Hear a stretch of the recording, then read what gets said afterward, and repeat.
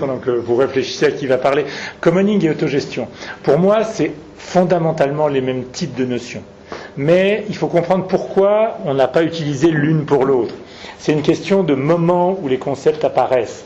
L'autogestion a été d'abord développée par les Yougoslaves, puisque c'était la façon d'organiser la société que Tito avait proposée en rupture avec l'Union soviétique, en 1948, quand il y a eu la rupture entre la Yougoslavie et la Russie stalinienne.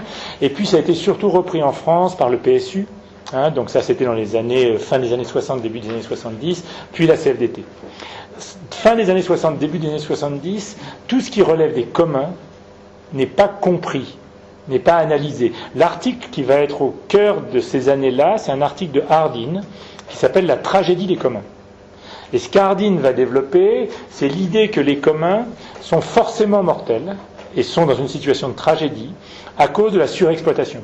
C'est-à-dire ce que dit Hardin, c'est une idée assez simple et à mon avis simpliste et fausse, mais qui à l'époque a marché, c'était que le paysan, par exemple, s'il a des terres à lui et des terres communales, il va d'abord amener cette bête dans les terres communales pour garder ses terres à lui quand il n'y aura plus assez à manger, et que tous les paysans vont faire pareil, donc les terres communales vont se retrouver épuisées en très peu de temps. Pareil pour la forêt, on va d'abord couper la forêt communale avant de couper la sienne.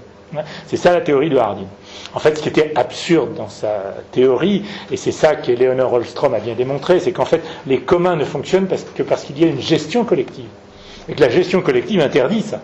La gestion collective, c'est ce que font les paysans suisses pour les alpages, et ils ont un accord très précis, et si un paysan qui doit mettre ses vaches pendant 10 jours, les met pendant 15 jours, les autres vont lui dire non, bon, ça va pas se faire comme ça. Pareil dans les oasis sahariennes, la gestion de l'eau, tout le monde regarde son voisin. Bon. Donc, ça, Hardin l'avait pas compris. Mais à l'époque, c'était ça la pensée dominante. L'autre pensée de l'époque, c'est une notion que tu dois connaître plus que moi, c'est celle des biens publics. C'est Jansson qui était là-dessus, et qui était l'idée que c'est les biens non rivaux, il y a une expression, c'est l'idée de la télévision hertzienne et du lampadaire. Donc non exclusif. Non exclusif, non rivaux et non exclusif, c'est ça l'idée. C'est-à-dire qu'en gros, c'est pas parce que vous regardez la télé que vous empêchez votre voisin de le faire. Et on peut pas vous interdire d'aller sous le lampadaire ou d'aller écouter la télé. C'est ça l'idée du non rivaux, non exclusif. Et qui était une autre notion, qui n'était pas celle des biens communs, qui poussait vers le public. Qui était aussi l'idée que l'État était le mieux à même de faire ça. C'était l'ORTF et c'était la gestion publique des réverbères, pour le dire vite. Donc c'est pour ça qu'on a utilisé le mot autogestion. L'autogestion est tombée en désuétude, je pense, pour deux raisons. D'abord, la Yougoslavie, qui est quand même resté comme un modèle qui était discutable. Je ne rentre pas dans le détail, je ne suis pas un spécialiste du sujet. Et puis aussi le fait que Rocard est passé de l'autogestion à la deuxième gauche. Et que la CFDT est passée du syndicat le plus radical d'après 68 à celui du recentrage, qui place aujourd'hui la CFDT à droite du mouvement syndical, pour le dire vite. Donc pour toutes ces raisons, on a mis un peu l'autogestion sous le panier, sous le tapis exactement, et on utilise le terme de commun. C'est quand même des notions très similaires. Sur l'intelligence artificielle, là, me lancez pas là-dessus parce que j'ai un cours entier sur le sujet. Je pense que il y a plein de problèmes dans l'intelligence artificielle. Les principaux, c'est d'abord le fait que, alors là, si on est très pragmatique et très prosaïque, ça va détruire les emplois du milieu. Je m'explique. L'automatisation a commencé à réduire et à diminuer les emplois les moins qualifiés. L'exemple évident, c'est le pompiste. Il y a 50 ans, il y avait un pompiste. Aujourd'hui, il n'y en a plus. Personne ne va pleurer le pompiste.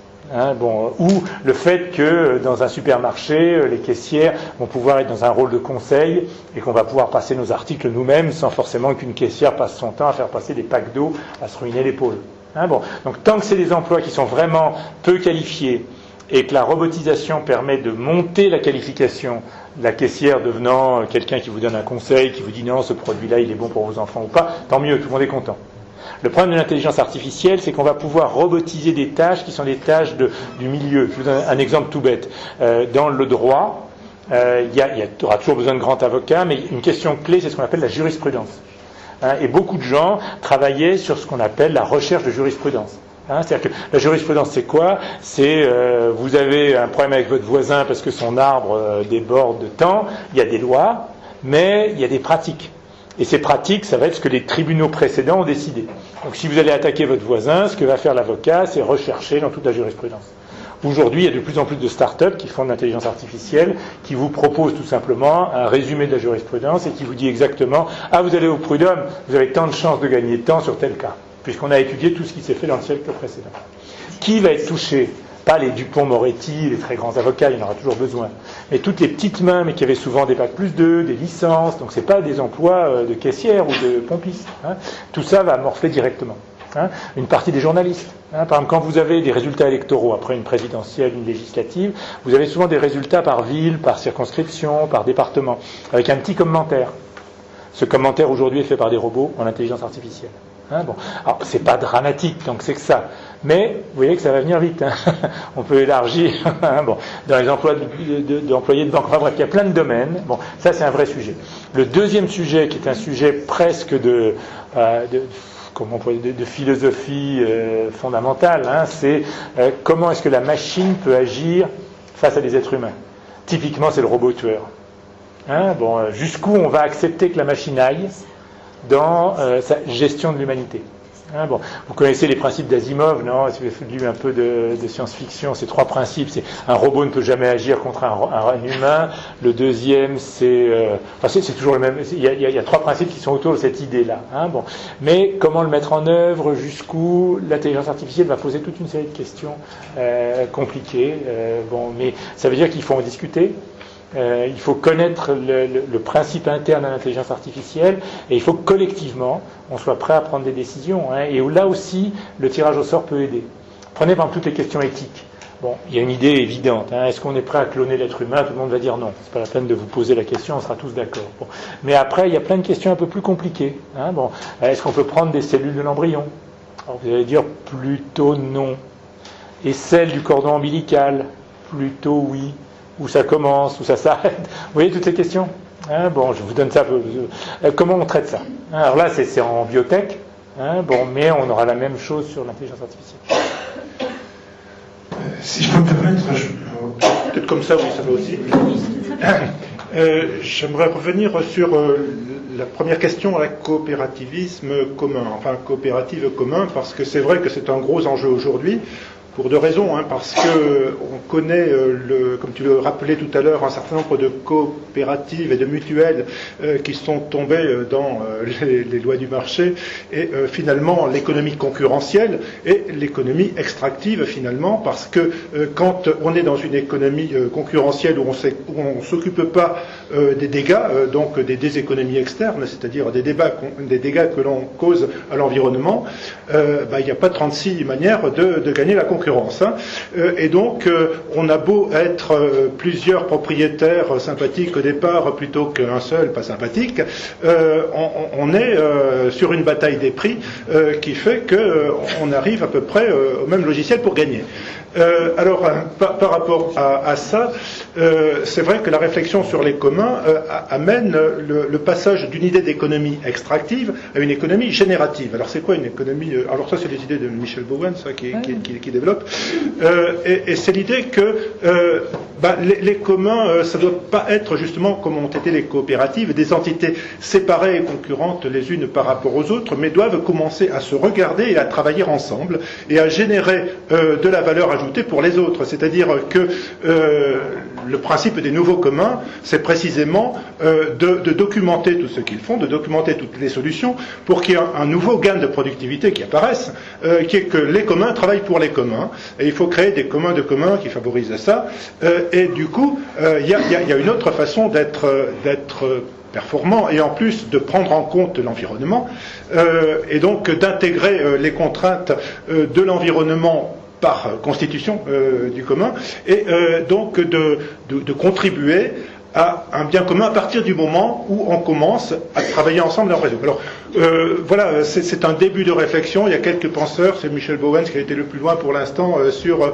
cette question de chambre des communs, assemblée des communs, commun des communs, etc. on a envie, hein, quelques-uns, là, on a fait donc une séance sur les communs au Méliès le 14 janvier, et il y aura un prolongement de ces réflexions. Et donc, la prochaine réunion, on connaît la date, on n'est pas encore sûr de l'endroit, je crois, la date, on avait dit le 27, ça sera le 26, finalement, février. Hein. Et bon, tous ceux qui sont sur les listes le sauront. J'ai laissé sur la table d'entrée moyen de laisser son adresse internet si on veut ce type d'information.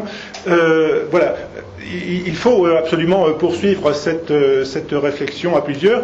Tu parlais tout à l'heure d'OpenStreetMap. Si on veut pouvoir se regarder, contribuer, travailler les uns pour les autres, ça commence par cartographier ceux qui travaillent dans cet esprit-là. C'est comme ça qu'à Lille, ils ont démarré effectivement une espèce de commun des communs, évidemment on est au balbutiement, mais c'est peut-être un bon point de départ que de mettre alors sur un réseau social qui s'appelle Communecté, sur OpenStreetMap, une cartographie des communs qui peuvent de plus en plus travailler les uns pour les autres. Après, on a aussi besoin du numérique pour que, besoin par besoin, progressivement, hein, on sache à qui s'adresser si on veut entrer dans une économie générative plutôt qu'extractive, et donc résoudre en même temps les questions des dégâts à l'environnement et les questions d'équité et de comment vivre des communs, parce que aujourd'hui beaucoup de communs vivent sur le bénévolat, et finalement, c'est une façon de décroissance, parce que en se rendant des services gratuitement, on s'aperçoit qu'on a beaucoup moins besoin d'acheter aussi. Hein.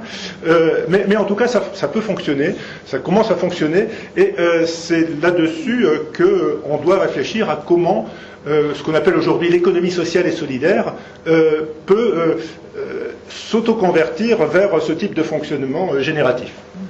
Non, mais je suis complètement d'accord avec ça. Et ce qu'il y a de bien dans ce que tu dis, c'est qu'on s'aperçoit qu'il y a quand même toute une série de choses qui ne sont pas réglées et que les contradictions existent chaque fois que quelque chose est fait. D'abord, dans les choses non réglées, il y a, là je vais vous donner les aspects négatifs, il y a le problème du passage à l'échelle. Et c'est surtout vrai pour les coopératives. C'est-à-dire une coopérative locale de 50 artisans qui se mettent ensemble pour faire du bâtiment, il n'y a pas de problème. Hein, ça peut être géré facilement. Si vous me permettez, quand on est sur Wikipédia, c'est un réseau plus que de la solidarité aussi. Oui, tout à fait. Quelque chose qui nous échappe, c'est pas un carnet, c'est pas... absolument. J'ai la peine à voir Wikipédia comme étant un commun. Ah, c'est purement un commun, ça je vous le garantis. Mais c'est un commun qui est... Pourquoi est-ce que... Quelle est la différence ? C'est un réseau. Oui, mais c'est un réseau. C'est un réseau et un commun. C'est une ressource. C'est une ressource avec une gouvernance. Oui. Et donc c'est un commun. Oui. Et la différence, c'est quoi ? Dans une coopérative, ça vous produit en résultat tout ce qui vous permet d'exister. Ça vous donne, c'est pas un vrai salaire, puisque vous n'êtes pas salarié en tant que tel, vous êtes coopérateur. Mais malgré tout, vos moyens d'existence vont venir de votre travail. Que ce soit une coopérative agricole ou industrielle ou de service, vous allez y passer 40,35 € par semaine, pendant 40 années, voire 41, et ça va vous donner les ressources pour pouvoir vivre, avoir une maison, etc. etc. Bon. Donc c'est déterminant dans votre vie. Hein, et on voit bien là que le passage à l'échelle est compliqué. Hein, la seule coopérative qui a vraiment passé à l'échelle, c'est Mondragon. C'est une coopérative basque d'origine, hein, qui fait de l'électroménager pour beaucoup. Bon, mais même là, hein, vous connaissez peut-être la marque Fagor, hein, bon, voilà, qui a été fermée avec des licenciements, qui faisait partie de Mondragon. Donc c'est quand même pas gagné, même si c'est quand même une des mieux, pour des raisons qui sont liées à la culture basque, au catholicisme social basque, pour le dire vite. Bon. Wikipédia, c'est autre chose. Je vais poser la question. Qui ici a écrit au moins un mot dans Wikipédia ou changé une virgule ? Combien on est dans la salle ? Levez la main. Je vois. Personne ? Non, je ne vous crois pas. Je crois qu'il y en a, forcément. Aucun ? Alors là, il faut absolument que Saint-Étienne se lance dans les travaux pratiques et que vous lanciez des ateliers collaboratifs. On va en parler le 26. C'est une raison pour laquelle vous êtes positif. Regardez la moyenne d'âge dans cette salle. Non, c'est un peu vrai, mais quand même. Il y a aussi les vieux qui écrivent sur Wikipédia. Se mettre à l'informatique à 40 ans, oui, c'est vrai. Ça permet qu'on se débrouille bien, mais de là à aller rédiger des articles sur Non, mais c'est pour ça que j'ai dit, ça peut être mettre une virgule qui manque, hein, je vous parle pas. Bon, en tout cas, quand je demande à mes étudiants, c'est 10%. Voilà. Alors c'est vrai qu'ils n'ont pas le même âge que notre moyenne à nous, je me mets dedans, hein, pas de souci. Bon, alors le problème c'est que dans Wikipédia, je finis là-dessus, on y passe peu de temps. J'ai passé dans toute ma vie, 30 heures, 40 heures, une semaine de travail, alors que j'écris dans Wikipédia depuis 15 ans. J'écris. Je contribue de temps en temps. Donc rien. J'ai passé plus de temps à faire un potager ou à couper du bois, alors que je vis en ville pour l'essentiel de mon temps, qu'à écrire dans Wikipédia. Donc l'engagement n'est pas le même. Alors il y en a certains qui sont très investis, qui font beaucoup ça, mais quand même, l'essentiel des contributeurs à Wikipédia, c'est moi. C'est des gens qui écrivent un petit peu de temps en temps. Bon. Et donc forcément, c'est un aspect de réseau qui est ce que vous décrivez. C'est-à-dire que moi, je ne fais pas partie de la gouvernance de Wikipédia, j'ai pas envie de le faire, j'ai autre chose à faire dans la vie. Et c'est pas du tout une critique pour ceux qui le font. Mais là où Michel a raison, c'est qu'il y a une gouvernance de Wikipédia. C'est trois choses, une ressource, une communauté, une gouvernance. Voilà, donc c'est Wikipédia. Et comment il se finance? Et il se finance pas. C'est-à-dire qu'en fait, vous voyez de temps en temps, quand vous ouvrez sur Wikipédia, celui qui a été l'initiateur, qui s'appelle Jimmy Welch, vous dit parfois il faut absolument donner un peu de sous. Bon. Et je vous conseille de le faire. Moi, je donne 20 € par an. C'est des bricoles. Mais enfin, il n'y a pas de raison, quoi. Bon. Mais c'est ma forme de contribution. Voilà, pareil. Tu donnes aussi 20, quoi. Bon, c'est des toutes petites sommes. Ça suffit. Parce qu'en fait, Wikipédia fonctionne. C'est 30 ou 40 salariés dans le monde entier. C'est quasiment rien. 30 ou 40 dans le monde entier. Ce qui coûte un peu d'argent, c'est les serveurs. Parce qu'il faut quand même garder. Mais là aussi, attention, parce que les communs, c'est comme les services publics. C'est à la fois très bien, mais il y a de l'hybridation. Moi, je travaille toujours, je suis toujours payé par Orange. Je viens des télécoms, j'étais un des fondateurs de Sud PTT, je viens de ce monde-là. Bon. Mon entreprise Orange, qui continue à me payer un salaire pendant encore un an, a décidé de donner de l'argent à Wikipédia. Pourquoi ? Pour faciliter le fait que Wikipédia mette ses contenus, ses pages web sur du mobile. Donc ça a été payé en français par Orange. Pourquoi Orange l'a fait ? Pas parce que c'est devenu les petites sœurs des pauvres, mais parce qu'ils ont envie que les gens utilisent le mobile. Et donc le fait qu'on puisse lire le Wikipédia facilement sur le mobile, c'est l'idée qu'on va utiliser plus le mobile grâce à Wikipédia. Bon. Mais en même temps, ils n'ont rien demandé à Wikipédia. Il n'y a pas de pub pour Orange en Wikipédia. Et je pense que Wikipédia a eu raison d'accepter. Moi, ça ne me pose aucun problème. À condition que les principes de Wikipédia n'aient pas changé. Il n'y a pas de pub, les contributeurs sont les seuls à y écrire, etc. La seule chose qu'a fait Orange, c'est ce qu'on appelle, c'est le passage d'un format web à un format mobile. Voilà, ils ont payé ça. Bon, je suis sûr que Deutsche Telekom et les tas d'autres ont fait pareil. Je ne pense pas du tout qu'Orange soit le seul. Dans le domaine des pétitions, quels sont les change.org et puis je ne sais plus quels sont les autres. Oui, il y en a qui sont du même style aussi, parce qu'on ne sait pas finalement. Oui, la plupart c'est les choses qui sont des initiatives associatives. Oui. Alors c'est pas vraiment si, c'est des formes de commun. Mais alors, ce que je voulais dire, pour revenir quand même à ce que disait Michel, c'est vrai que les coopératives, il y a eu toute une discussion pour savoir si elles faisaient partie des communs ou pas. Il y a des tas de débats qui portent là-dessus. Je ne vais pas rentrer dans ces débats. Mais ce qui est certain aussi, c'est que dans les problèmes, il y a celui du passage à l'échelle, mais il y a le rapport au marché. Et tu as tout à fait raison de pointer ça. Mais il y a aussi des moyens d'y échapper en partie.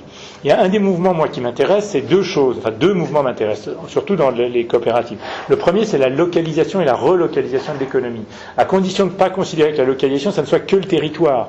Il faut accepter qu'il y ait aussi des choses transversales et mondiales, parfois.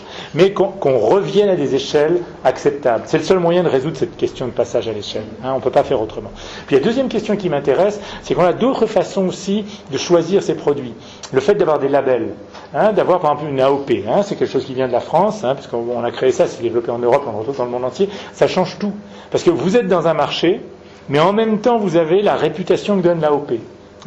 Donc on peut avoir comme ça des moyens de faire que la lentille du puits, c'est pas très loin d'ici, les gens la payent un peu plus cher, parce qu'on trouve qu'elle est d'une qualité particulière, en plus elle est bio, elle est ceci, elle est cela, c'est pour celle qui est bio, il n'y a pas que du bio dans le puits, mais on a comme ça des labels à la fois d'origine plus du bio, qui font qu'on peut se différencier et obtenir un léger plus dans les prix, donc dans le revenu de l'agriculteur. Là c'est des agriculteurs, mais on peut considérer que c'est la même chose sur les produits industriels. Donc on a quand même des moyens de ne pas être complètement mis à équivalence par le marché, où un couteau égale un couteau, une lentille égale une lentille. Voilà, on peut réfléchir à tout ça, mais ça va dans le sens de commun des communs, puisqu'évidemment ça veut dire qu'il y a des articulations, il y a des complémentarités, il y a des entraides. Je pense que c'est dans ce monde-là qu'il faut se diriger. Oui. Les communs sont dans des niches aujourd'hui.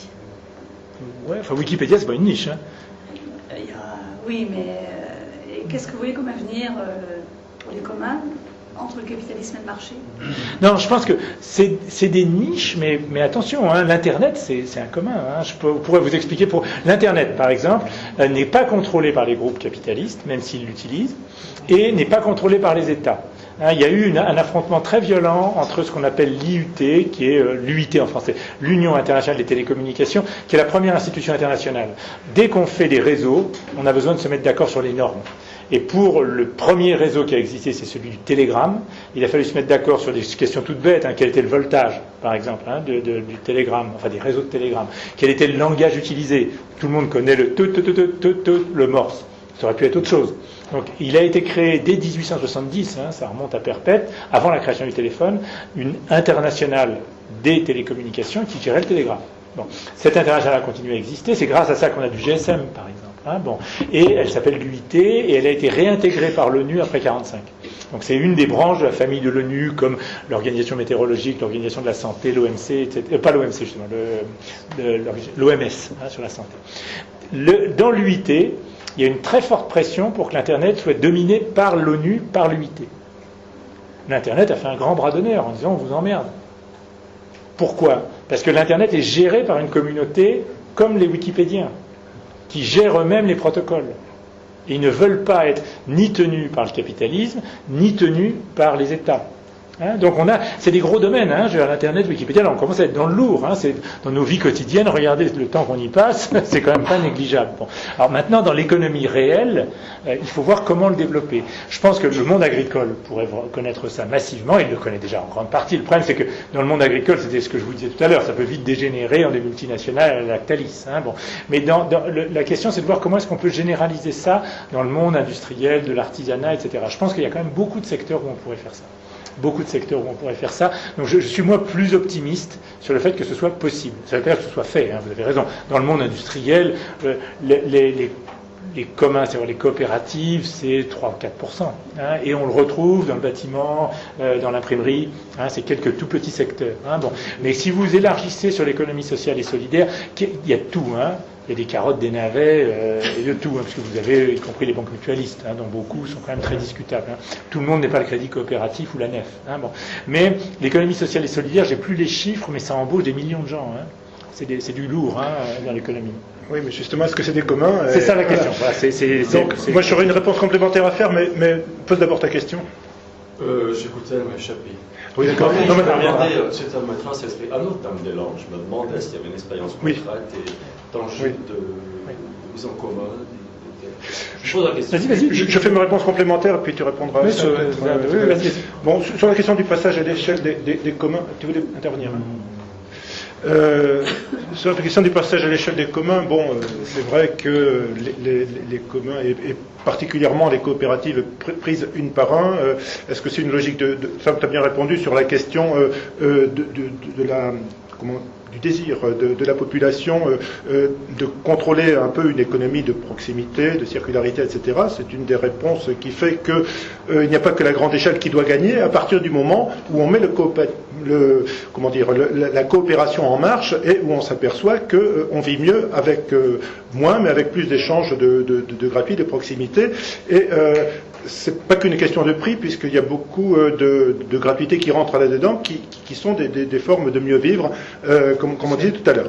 Mais ce que je voulais dire, c'est que pour qu'il y ait passage à l'échelle, quand on parle de commun, on a dit l'importance de la gouvernance et donc du droit, et donc de l'institutionnalisation de ces règles et ce n'est qu'un début, mais il faut que la façon de gérer des communautés, d'être obligé de travailler avec d'autres communautés et tout ça, il faut que ça prenne des formes institutionnelles et favorisées à un moment donné par des gouvernements. Il n'est pas question de remplacer l'État, etc. Par contre, comme tu l'as très bien souligné, on est en train d'avoir un désir de passer d'une démocratie représentative à une démocratie du prendre part.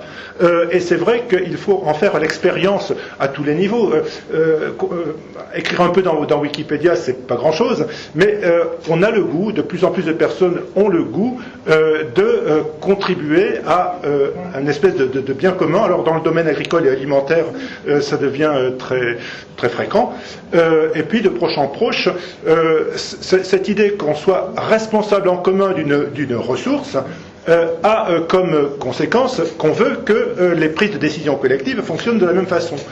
C'est-à-dire que c'est là qu'il faut créer des outils de la décision collective qui ressemblent aux décisions de production d'une communauté pour la communauté et pour les autres communautés qui sont autour. Donc c'est dans cette vertu pédagogique qu'on va aussi vers un renouvellement démocratique qui permettra d'avoir des institutions qui feront mieux vivre le nouveau modèle économique, etc. Donc c'est comme ça que devrait s'enchaîner le niveau économique et le niveau institutionnel. Effectivement, le côté juridique, il faut insister là-dessus. Deux mots sur la ZAD et Notre-Dame-des-Landes. En fait, c'est des choses qui sont évolutives et qui vont faire l'objet soit des accords, soit des affrontements des semaines et des mois qui viennent. Bon. Aujourd'hui, quelle est la situation? C'est une situation assez compliquée, parce que vous avez de l'ordre de 1600 hectares, qui était la zone qui a été rachetée par l'État avec une préemption, enfin un décret d'utilité publique, et dans ces 1600 hectares, il y a des paysans qui ont vendu avec joie, qui ont récupéré le fric, qui ont fait autre chose, ou qui sont partis en retraite, peu importe. Bon. Vous avez des paysans qui ont dit qu'on occupe, et une partie des 1600 hectares sont occupés par des paysans qui sont restés, et puis vous avez d'autres paysans qui ont dit ok, on récupère l'argent, mais on le consigne dans une caisse d'épargne quelconque, parce qu'on ne veut pas le toucher, parce qu'on considère que cette expropriation est illégitime, même s'ils ne sont plus sur la ferme. Bon. Donc vous avez trois cas. Bon. Plus sont arrivés plein de zadistes, enfin plein, 200, c'est pas non plus des dizaines de milliers, mais 200 personnes qui se sont mis à cultiver tout ça. Bon, avec des modèles de coopératives, c'est informel, évidemment, et évidemment du bio qui se vend un peu, mais enfin c'est pas non plus des ventes énormes. Là, l'enjeu c'est quoi? C'est qu'est-ce qui va se passer maintenant? Alors l'État, ça on voit bien que le capitalisme est quand même toujours là, dit la seule chose qui compte c'est le droit de propriété. Et là tout commence. C'est quoi le droit de propriété? Ce que disent les zadistes et que je partage, c'est de dire les paysans qui sont sur place, évidemment ils ont leur terre, il n'y a pas de souci. Ceux qui ont consigné l'argent, il est légitime qu'ils puissent revenir s'ils le veulent. Parce qu'ils ont fait un acte militant, même s'ils sont plus sur le terrain pour des raisons X, Y, s'ils veulent revenir, pas de problème. Pour le reste, il n'y a pas de raison que les gens gagnent au tirage et au grattage. C'est-à-dire qu'ils aient récupéré le fric et qu'ils reviennent en plus. Donc ce que demandent les zadistes, et ça m'apparaît la bonne formule, c'est que pour toutes les terres qui vont rester, soit parce que les paysans sont en retraite ou sont décédés, soit parce qu'ils ont vraiment acheté le truc pour se foutre l'argent dans la poche, enfin vendu pour se mettre dans la poche, c'est d'avoir un système comme le Larzac. Ce qui s'est joué au Larzac, là c'est les terres militaires, mais enfin c'est un peu le même principe, c'est que l'État loue ce qu'on appelle un bail amphithéotique, c'est-à-dire en gros 1 euro par an, sur 20 ans, 50 ans, ça ce sera les espaces de négociation, au collectif des exploitants actuels, qui gérerait sous forme d'une coopérative qui n'est pas encore complètement fixée, mais il y a un accord général, là y compris de l'État, parce qu'ULO joue un rôle positif là-dessus, pour que ce soit des expérimentations d'AMAP, de bio, de circuits courts, etc. Ça, tout le monde est plutôt d'accord. Le point de désaccord va porter sur est-ce qu'il y a acceptation par l'État d'une gestion collective un peu copier-coller de l'expérience du Larzac, ou est-ce qu'ils veulent filer ça à la SAFER? Tout le monde connaît la SAFER, c'est la société d'aménagement des fermes et exploitations agricoles. Bon. Et là, évidemment, c'est la FNSEA qui gérerait. Et là, par contre, on peut craindre que ça chauffe. Oui, mais c'est intéressant parce que là, on a une ressource qui est un commun foncier. Oui. Et effectivement, on voit apparaître le besoin de gouvernance. Et effectivement, on ne peut pas avoir improvisé comme ça un droit où il dirait tous les gens qui sont installés ont droit d'être là, et par conséquent, tous ceux qui veulent venir ont droit d'être là. Et là, on rentrerait un peu dans la tragédie des communs, si c'était que ça. Du coup, c'est vrai que les expériences de communs qui marchent comme ça, il y en a une à Paris, donc dans le 14e, qui est les Grands Voisins, qui est pour le coup un bailleur social. Non. Enfin, au départ, c'est la mairie. C'est la mairie. D'accord. Donc, qui reconvertit un espace, mais dans une période de latence de 3 ans, qui a collaboré à une expérience de faire vivre des communs sur un grand territoire, et notamment avec une vocation d'insertion. Et donc, c'est vrai que là on voit bien le rôle de l'institution publique pour favoriser un commun qui fonctionne et qui a une durée limitée pour le coup, mais où on apprend des tas de choses qui sont reproductibles, à la limite, sur un autre espace comme Notre-Dame-des-Landes, etc. Donc, je crois, pour le préciser, je crois que les Grands Voisins, c'était un hôpital à l'origine, qui était donc propriété des hôpitaux de Paris, que vous connaissez, de l'HP parisien, et qui a été repris par la mairie. Alors, est-ce que la propriété est passée mairie ou est toujours hôpitaux de Paris? J'en sais rien. Non, c'est du public dans les deux cas. Oui, mais c'est du public. Et ce qui est intéressant, c'est de voir comment la question juridique et la question finalement institutionnelle est tout à fait importante pour la réussite des communs. Parce que, à un moment donné, quand on dit les communs, c'est communauté, donc ressources, gouvernance, la communauté, c'est pas n'importe qui, autant de gens qui veulent, qui font n'importe quoi. Donc il y a à un moment donné une responsabilité publique de voir qui c'est qui peut rentrer dans cette communauté et comment elle doit être vertueuse pour être à la fois close et ouverte, quoi. Voilà. Donc c'est assez compliqué, mais il y a moyen de réussir des choses nouvelles dans ce domaine. Les Grands Voisins, si j'ai bien compris les articles que j'ai lus, c'est une expérience temporaire. Oui, c'est 3 ans. C'est ça. Voilà. C'est bien ça. C'est une expérience temporaire où que ce soit la mairie, je suppose, n'ayant pas l'usage de cette énorme zone, a accepté qu'il y ait des expériences qui s'y passent. Et maintenant, ils vont reprendre l'usage tout en négociant avec une partie des gens qui ont fait des expériences dedans. C'est pas tout. Oui. Sinon, des expériences d'occupation temporaire de terrain public négociées avec la mairie, on a ça à Saint-Étienne. Je veux dire, il y a des friches, des choses comme ça. Il y a des expériences de ce type-là qui se passent à Saint-Étienne. Mais si je peux dire un mot là-dessus, moi vraiment, chacun fait ce qu'il veut, mais je conseille vraiment de s'investir là-dedans pour une raison simple, c'est que il y a une question qui est universelle, c'est quand on discute dans un café du commerce de comment changer la vie, comment changer le monde, il y a toujours deux opinions. Il y a ceux qui disent pour changer le monde, il faut changer les structures, il faut prendre le pouvoir, changer l'ONU, enfin faites ce que vous voulez. Puis les autres disent ok, mais si on change pas les rapports interpersonnels, les pratiques, etc., ça marchera pas. C'est ce que disent les féministes, les pédagogistes, une partie des écolos. Alors la réponse c'est évidemment, il faut faire les deux, en général, il n'y a pas de problème. Bon, mais la question, c'est qu'en France, on a plutôt une culture insurrectionnelle et de grève générale, et qu'on n'a pas beaucoup, contrairement aux Allemands ou aux Italiens, cette culture de l'expérimentation. Et même si c'est temporaire. Je te contredis absolument pas là-dessus. Non, mais sinon j'ai trouvé que dans le tableau, le tableau du 20e était un peu noirci par rapport à la réalité, ne serait-ce que parce que le bouillonnement des expériences alternatives, moi j'en ai connu dans les années 70, dans le début des années 70, tout à fait par hasard, et bon, voilà, enfin je veux dire, où, je sais pas, le sous-sol de Maspero dans les années 70, c'était absolument plein de canards fantastiques dans tous les domaines de la vie ou à peu près, et où il y avait des tas de choses très intéressantes, il y avait aussi des tas de choses complètement délirantes.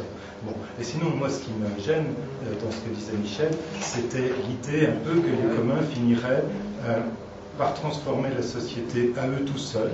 Ont une vertu pédagogique, j'ai dit. Oui, non mais voilà, parce que là aussi on rentre dans des vieux débats du mouvement socialiste et ouvrier, les courants coopérativistes sur le thème des coopératives vont changer à toutes seules, il ne faut pas s'occuper donc de la politique, on a trouvé ça existait en 1900, bon, voilà, et comment dire, peut-être il faut sortir de ces caricatures théoriques dans un sens ou dans l'autre. Moi c'est plutôt ça que je pense qu'il faut faire, c'est-à-dire s'intéresser à la fois à la dimension des pratiques sociales, et d'ailleurs au passage, il y a tout ce qui se passe dans les mouvements associatifs. Bien sûr. Bon, participer à un club de jeux de Go, je peux dire que par certains côtés, on a des aspects tout à fait sociaux, même si c'est totalement marginal et si c'est le budget le plus facile à gérer que je connaisse. Ça c'est sûr. Un goban et quelques pierres. Oui, voilà, enfin, un peu plus que ça quand même, mais à peine. Surtout aucune dépense obligatoire, c'est beaucoup plus commun. Bon, voilà, ce que je veux. Mais il y a tout un tas de pratiques sociales, d'associations partout, où il y a plein de choses qui se passent en commun dans les clubs de foot. Il y a des clubs de foot qui marchent de manière démocratique, d'autres pas du tout, bon, etc. Mais arrêtez d'opposer le domaine politique, le domaine des pratiques sociales, le domaine de vie sociale, et plutôt... mais si je peux dire un mot, moi je partage totalement ça. Mais tu vois, ton exemple des années 70, où en effet il y a eu mai 68, le mai 68 mondial, hein, pas que français, a été le déclencheur d'une série d'expérimentations sociales absolument fantastiques et qui ont donné naissance à des mouvements absolument déterminants. Le féminisme, la deuxième génération du féminisme en vient, la lutte des homosexuels, l'écologie politique, etc., etc., etc. On pourrait multiplier les exemples. Et tout ça vient de 68. Mais même si, bon, le féminisme est arrivé petit à petit, l'écologie est arrivée petit à petit, le discours et la pensée des partis de gauche, voire des grosses organisations sociales, en particulier le monde syndical, qui était surtout dans les années 70 la forme dominante de ce mouvement social, a peu intégré tout ça. Oui. A peu intégré tout ça. Il y avait déjà le Sud, il y avait déjà oui, oui, mais très vite. Bien sûr, mais qui étaient très, très, très minoritaires et qui surtout ont eu un moment après 68 jusqu'à 75-76 et après ont été avalés par. Ce qui est intéressant aujourd'hui, c'est que cette pensée-là, qui pour beaucoup vient de 68, voire de mouvements de la fin du 19e, deviennent majoritaires. Ou en tout cas, c'est ça qui a changé. C'est ça qui a changé.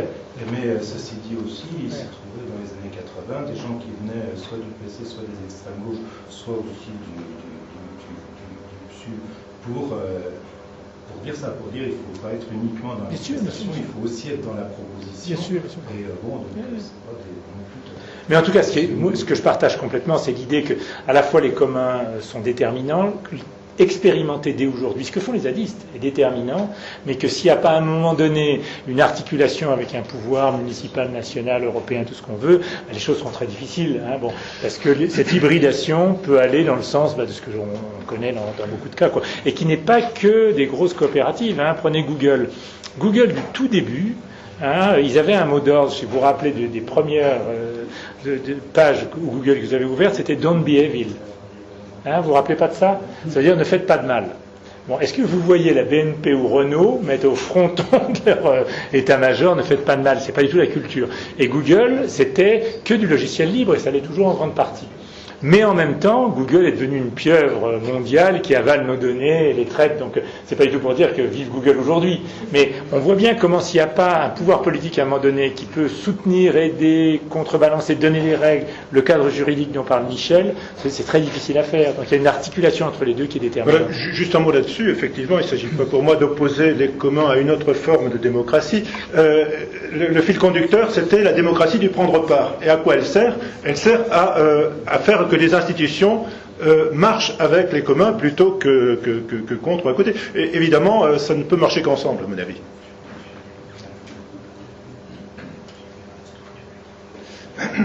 Oui, mais Vas-y. Oui. On peut constater qu'on ne peut pas être très optimiste, puisque au niveau des institutions, notamment en France, il y a un renforcement de la verticalité hiérarchique en ce moment. Je ne vois pas bien le prendre part chez Macron. Hein. Donc, comment gérer, faire avancer uniquement par les communs? Oui, mais il y a les deux. Moi, je partage complètement. Macron, il y a un verticalisme insupportable, hein, donc aucun doute là-dessus. Et il n'y a pas que chez nous. Hein. Ce que disent les Boliviens, c'est qu'il y avait beaucoup dans ces pays-là d'espaces qui étaient abandonnés parce que l'État n'avait pas les moyens de s'en occuper et qui permettaient des expérimentations sociales intéressantes. L'État récupérant plus de ressources, y compris parce que c'est des gouvernements progressistes, donc ils taxent plus les multinationales, par exemple, ce qui est tout à fait positif. Mais ça leur donne les moyens d'aller là et d'imposer un verticalisme dont les populations indigènes, par exemple, n'ont pas envie d'en subir les conséquences. Donc, il y a ça. Et ça amène un certain pessimisme. En même temps, vous avez, je vais me mettre à parler comme Macron, vous avez une poussée sociale extrêmement forte qu'on retrouve partout, c'est le mouvement associatif, c'est tout à fait juste. Et c'est une poussée sociale. Le fait, par exemple, que maintenant, on a plus de 60% d'une génération, tous les jeunes qui ont 20 ans aujourd'hui, qui vont avoir accès au supérieur. Ils n'auront pas forcément une licence, ils n'auront pas forcément un diplôme, mais ils vont dans le supérieur. Ça donne un niveau d'éducation. La jeunesse aujourd'hui est bien plus éduquée, bien plus intellectuelle que l'était la jeunesse, quand on l'apprend globalement, des années 70. Hein, rien à voir. Hein, bon. Et ça ça crée des mouvements de volonté, en effet, d'une démocratie du faire, du prendre part, qu'on retrouve partout. Et Macron lui-même est obligé d'en tenir compte. Regardez Notre-Dame-des-Landes. Moi, je suis frappé de voir que ils ont géré plutôt pas mal. C'est-à-dire que moi, ce que je craignais au début, c'est qu'ils abandonnent parce que c'était une folie pour eux, mais que tout de suite, ils en profitent pour évacuer la ZAD au bulldozer. Ils l'ont pas fait. Alors on va voir ce que ça donne, parce qu'ils savent aussi, parce qu'il y a toute une série d'acteurs locaux qui sont proches de Hulot, un des députés locaux, c'est Mathieu Orphelin, qui était le dirigeant de la Fondation Nicolas Hulot pendant les années précédentes. Donc il y a des relais qui font que...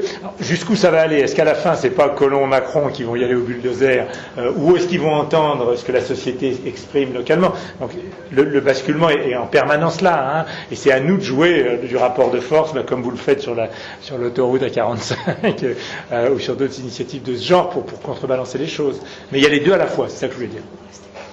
Qui d'autre voulait parler? Juste un mot. Il y a quelque chose qui me tient beaucoup au cœur, c'est des biens communs auxquels on ne pense pas, mais c'est l'eau, l'air, etc. Or, c'est en train d'être l'objet de privatisation. Je prends l'exemple. À Saint-Étienne, on est très bien placé pour ça. Il y avait une régie publique. C'est pas un bien commun, mais c'est une régie publique. Donc, il n'avait pas d'objectif de bénéficiaire. Bon, ça a été privatisé, comme vous savez, il y a eu des luttes là-dessus, on s'est fait rembourser une partie, on s'est bien fait avoir par l'ancien maire, soi-disant socialiste, M. Vincent, qui a prétendu qu'il avait fait baisser à la Stéphanos des Eaux le prix de l'eau, alors que les cotisations augmentaient, enfin bref, je passe. Donc voilà, ça c'est quelque chose sur lequel on peut se battre, parce que moi je le considère comme un bien commun. Et le seul fait de savoir que des actionnaires touchent des dividendes sur quelque chose qu'ils n'ont pas acheté, parce qu'ils n'ont pas acheté l'eau. Ça c'est sûr. Ça c'est scandaleux. Ça, je partage tout à fait. Donc, c'est pas une question de vous le partager, je m'en doutais. Bien sûr.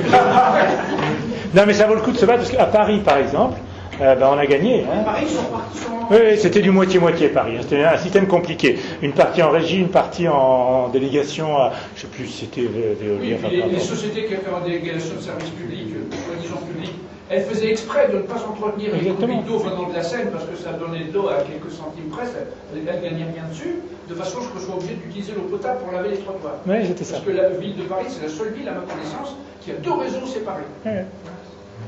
Enfin, 2 réseaux d'évacuation, pas l'arrivée, on n'a pas de l'eau propre et de l'eau sale dans le robinet. Vous pouvez laver les trottoirs avec autre chose que de l'eau potable. Évidemment. Vous pouvez pas faire ça, évidemment.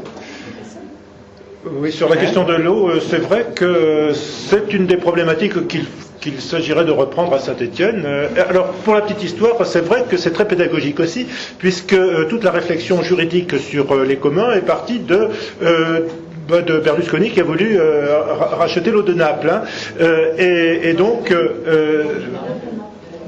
oui, à Naples. Et donc, c'est le mouvement de mise en commun de l'eau à Naples qui a lancé tout un mouvement de réflexion juridique qui a fait rentrer dans la Constitution italienne la définition des biens communs avec toute une série de secteurs dans lesquels on pouvait parler de biens communs depuis les communs traditionnels jusqu'aux communs urbains. Donc évidemment dans la mesure où il y a des précédents et pour le coup il y a des solutions documentées. C'est ça les communs, c'est pas juste faire un truc quelque part. C'est documenter les solutions pour que d'autres puissent s'en servir. Donc il se trouve que c'est une très bonne porte d'entrée en Italie.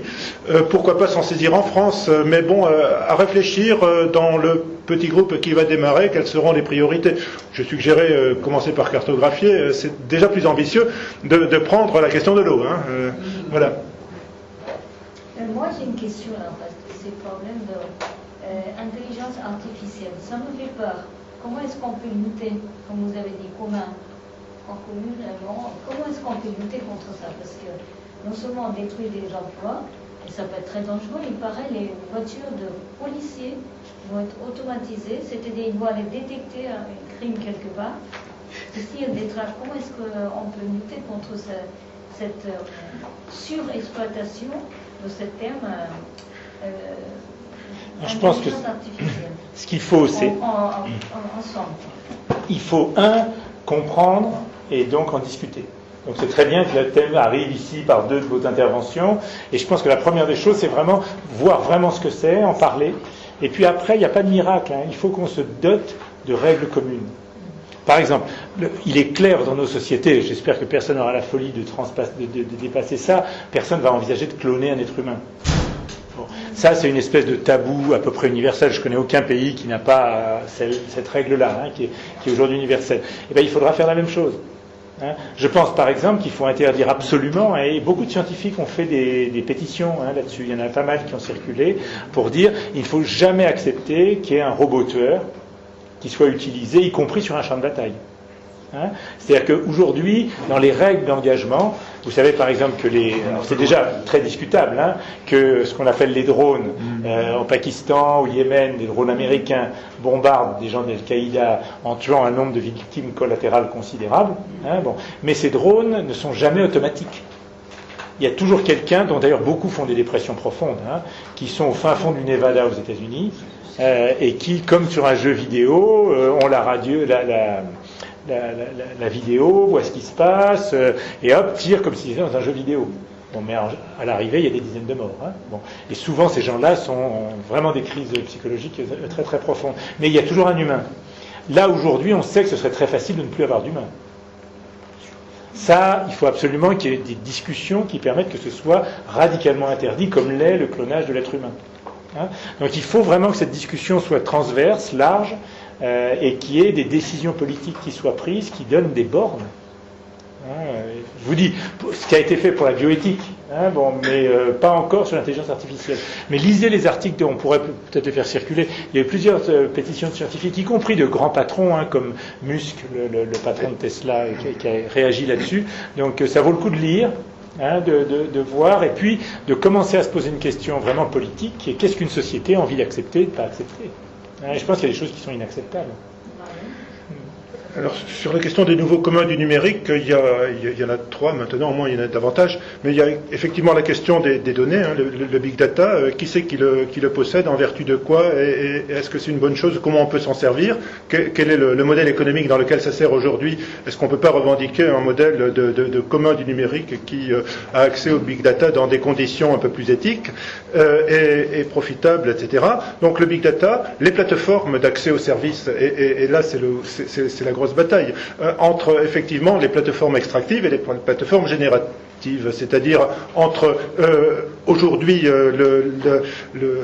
pourquoi il y a une grosse bataille des nouveaux communs, parce que c'est la question qui possède les plateformes d'accès aux services dans tous les domaines. Alors on connaît Uber dans le domaine de la mobilité ou dans le domaine de Blablacar, mais aussi dans le domaine du logement occasionnel, etc. Airbnb. Mais ça peut être la garde d'enfants, ça peut être tous les services sont plateformisables aujourd'hui. Et donc le problème du numérique, c'est que l'économie de réseau fait que le gagnant prend tout. En gros, alors justement c'est là-dessus que bute Uber, parce qu'au bout d'un moment il faut tellement personnaliser le service qu'il n'y arrive pas aussi bien qu'il croyait. Mais justement c'est là que on peut s'apercevoir qu'une économie de proximité est beaucoup plus performante, parce qu'elle intègre beaucoup plus de prise en compte des intérêts de la communauté et des intérêts de l'environnement et de toutes ces choses-là, qui font que un commun, que la loi qui veut que le plus gros réseau prenne tout ne fonctionne plus si bien. Donc, à mon avis, alors avant d'arriver à la question de l'intelligence artificielle, là aussi, il y a des avancées. Le problème, c'est de savoir qui c'est qui brevette ces avancées, et à partir du moment où on met de la propriété privée sur des données, sur une plateforme, sur de l'intelligence artificielle, on ne contrôle plus rien. Donc c'est à nouveau la question de ces innovations, dans quel cadre elles sont produites et quel droit de propriété on met dessus. Et donc effectivement il faut se mettre en situation d'arriver à généraliser une volonté de mettre du droit commun sur ces choses-là. C'est l'objet des nouveaux communs. Mais sur les plateformes, elles ne sont pas de même nature, et on peut être optimiste dans certains cas, pessimiste dans l'autre. Airbnb, par exemple, je suis assez pessimiste parce qu'on l'utilise quand on n'est pas chez soi.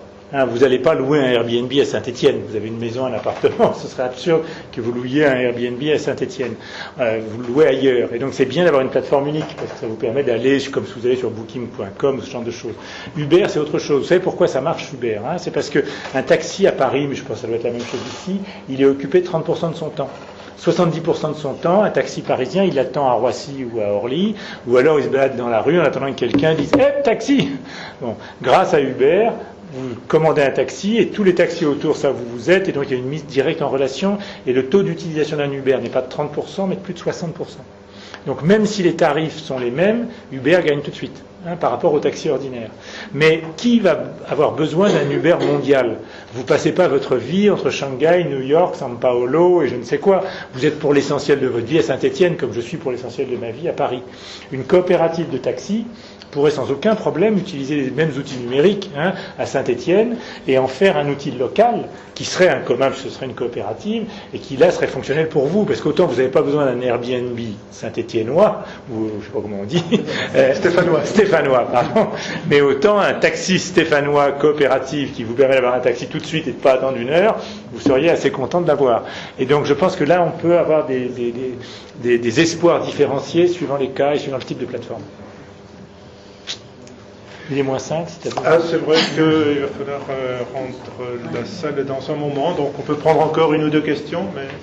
Alors, en plus, si vous voulez passer un moment devant les bouquins, éventuellement laisser vos coordonnées, etc., voir l'utilisation attaque, il faut 5 minutes, oui. Aussi. Une question ou deux? Moi, j'ai une question. Vous avez énoncé un peu tous les risques de la démocratie représentative. Enfin, les risques des défauts, oui. Et que du coup il faudrait que les citoyens lambda prennent plus part à la politique. Et pourtant vous avez dit il faut quand même continuer de voter et de continuer d'avoir cette hiérarchie politique. Pourquoi? C'est simple, c'est que tous les modèles ont leurs avantages et leurs inconvénients.